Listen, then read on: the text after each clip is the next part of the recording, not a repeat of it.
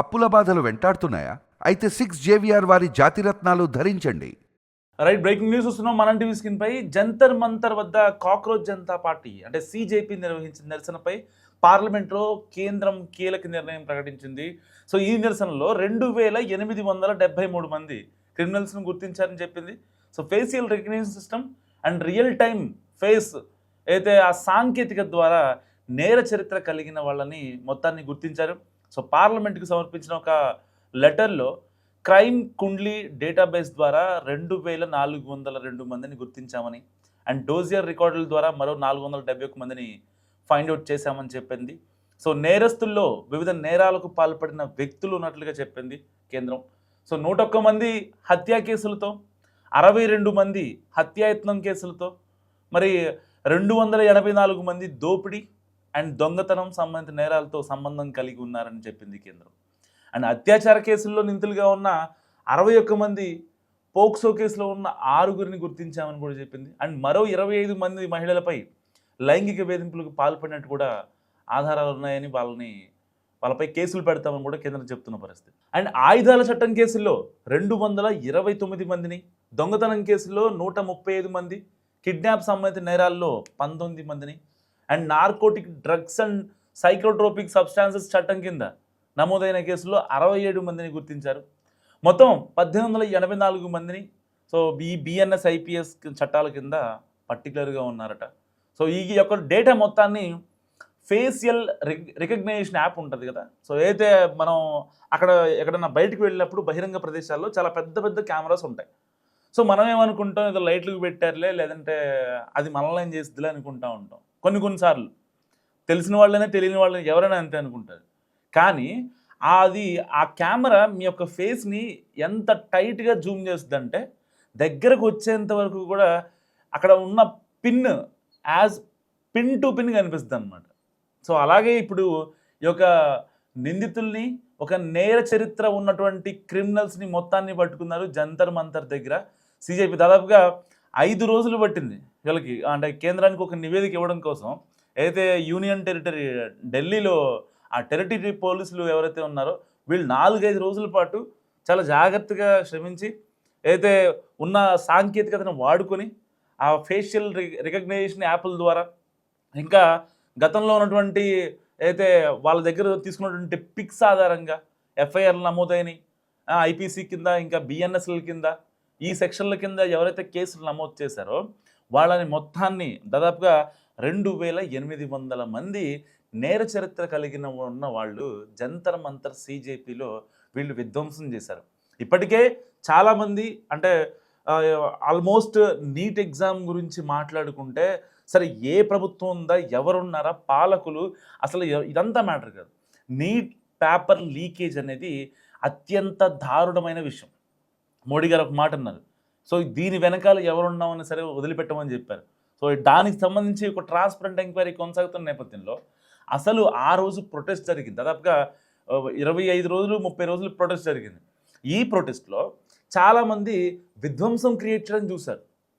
అంటే ఒక రకంగా విద్యార్థులు అయితే అంత విధ్వంసం చేయరు, అంటే వెళ్ళి సీసీటీవీ ఫుటేజ్ వాటిని కొట్టడం, వాటిని తీసుకెళ్ళిపోవడం, లేదంటే మోడీ పిక్ తీసుకొని ముగ్గేసి అతి జిగుప్సాకరంగా అక్కడ చేష్టలు చేయడం, అమానవీయంగా మాట్లాడటం, మోడీ గారు వాళ్ళ అమ్మని తిట్టడం, లేదంటే ఇంకెవరో అమ్మలు తిట్టడం, లేకపోతే రాముడు సీతను అవమానించడం.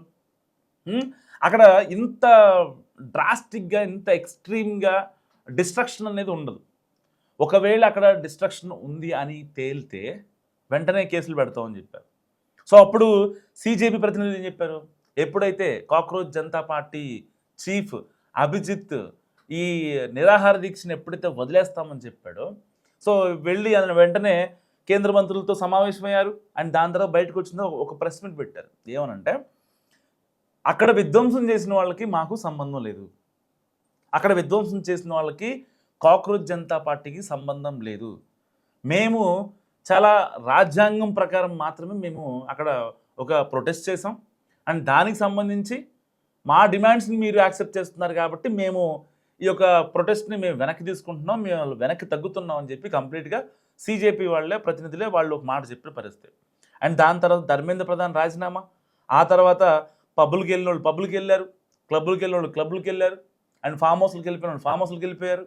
ఇక ఎవరు కూడా దాని గురించి మాట్లాడిన ఇది లేదు.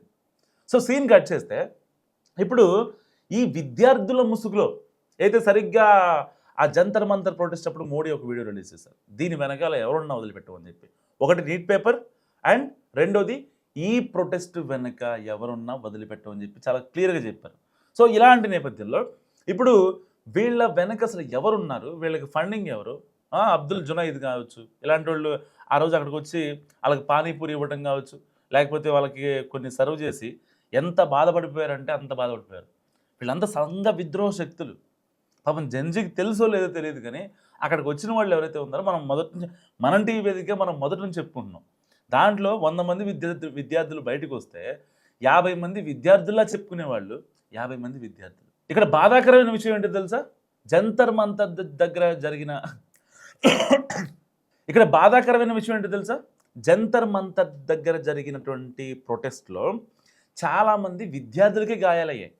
కానీ ఈ ప్రొటెస్ట్ని అడ్డం పెట్టుకున్న సో కాల్డ్ ఎవరైతే ఉన్నారో ఎవరు కూడా వాళ్ళని అసలు ఒక్కళ్ళు కూడా పరామర్శించిన దాఖలాలు లేవు.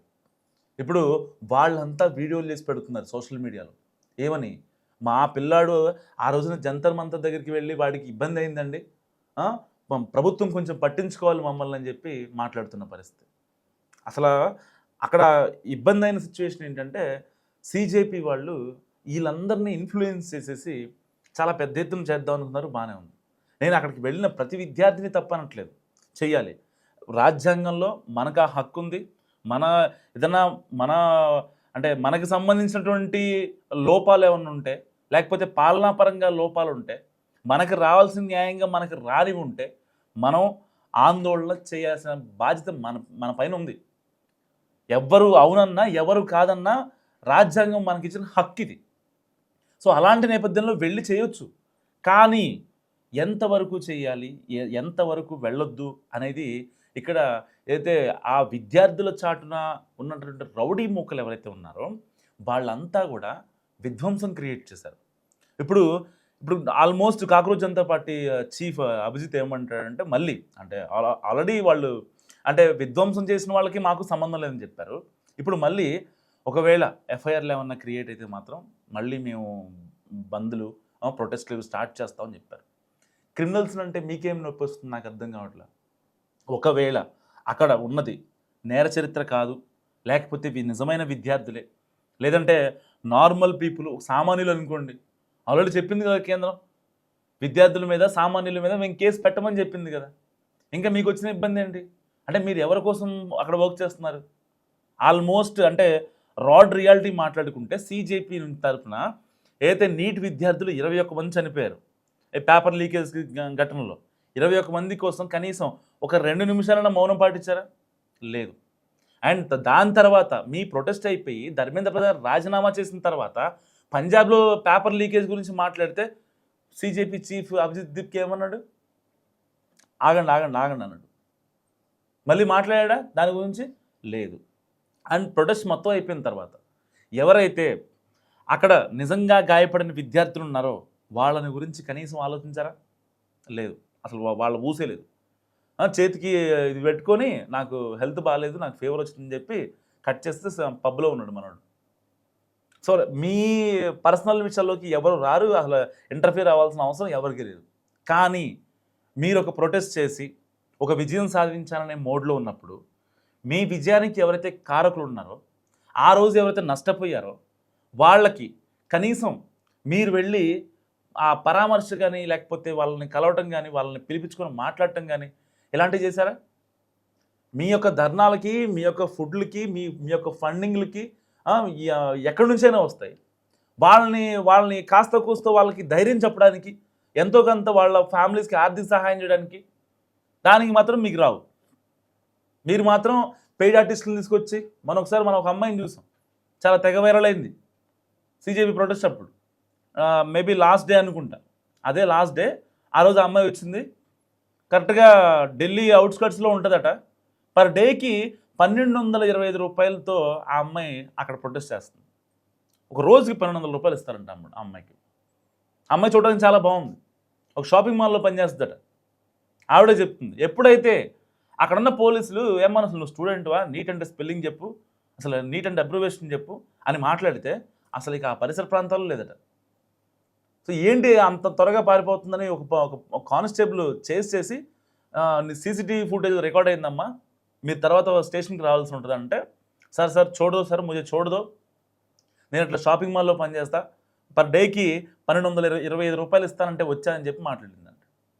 అంటే ఈ నేర చరిత్ర ఉన్నవాళ్ళు, దోపిడీ, లేకపోతే డబ్బులు దొంగతనాలు, అమ్మాయిలను రేప్ చేసినోళ్ళు, చిన్నపిల్లలను అత్యాచారాలు చేసినోళ్ళు, లేదంటే గనక ఈ యొక్క ఉపా చట్టం కింద ఉన్నోళ్ళు, ఎన్‌డీపీఎస్ కింద ఉన్నవాళ్ళు, వీళ్ళ ప్రొటెస్ట్ చేసేది. వాళ్ళకి ప్రొటెస్ట్ చేసే హక్కు లేదన్ను. కానీ వాళ్ళు చేసింది ప్రొటెస్ట్ కాదు, విధ్వంసం.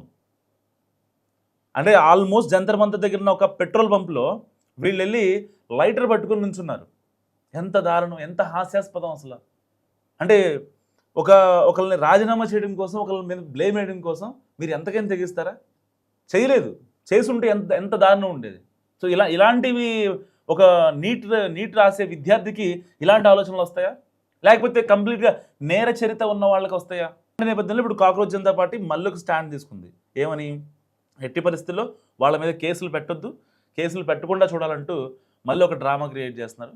మరి నిజంగా 2800 మందిపై ఈ నేర చరిత్ర ఎవరైతే ఉందో వాళ్ళపైన కేంద్రం తీసుకున్న నిర్ణయం కరెక్టే కదా? మస్ట్ కామెంట్ చేయండి.